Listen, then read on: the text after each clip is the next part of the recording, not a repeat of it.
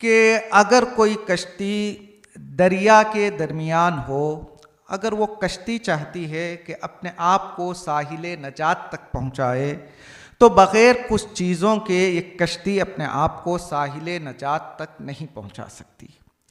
अगर कश्ती दरिया के दरमियान है, चाहती है कि अपने आप को साहिल नजात से हमकिनार कराए, तो सबसे पहली चीज़ ये ज़रूरी है कि कश्ती में एक मैप मौजूद हो। चूँकि दरिया के दरमियान खड़े हुए इंसान को पता नहीं चलेगा कि मेरी मंजिल कहाँ है, एक मैप का होना ज़रूरी है, एक नक्शे का होना ज़रूरी है, जिस नक्शे को देखकर आदमी ये अंदाज़ा लगाए कि किस तरफ मैं जाऊँ तो मेरी कश्ती साहिल नजात से हमकिनार हो सकती।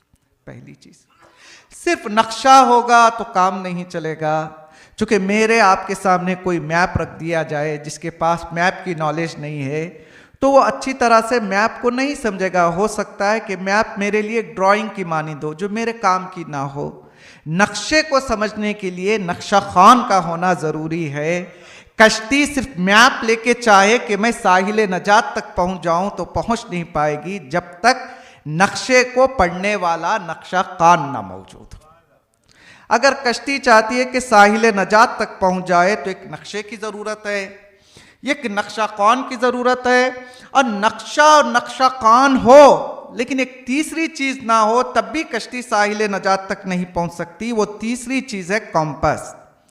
अगर कंपास नहीं होगा तो कैसे पता चलेगा नॉर्थ कहाँ पर है, साउथ कहाँ है, ईस्ट कहाँ है और वेस्ट कहाँ है। अगर कश्ती साहिल नजात तक पहुंचना चाहती है तो तीन चीज़ें ज़रूरी हैं।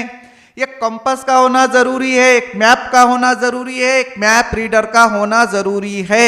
इसी तरह से अगर इंसान इस दुनिया में आने के बाद सही मंजिल तक पहुंचना चाहता है, तो उसके लिए भी तीन चीज़ों का होना ज़रूरी है। पहली चीज़, एक कॉम्पस का होना ज़रूरी है। खुदावंद आलम ने हर इंसान के वजूद के अंदर एक कॉम्पस फिट किया है, जिसे अक्ल कहा जाता है।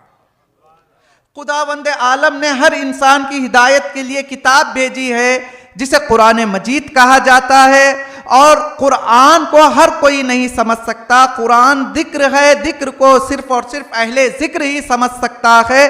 कुरान को समझकर दुनिया को समझाने के लिए खुदावंद आलम ने हादियों का इंतजाम किया।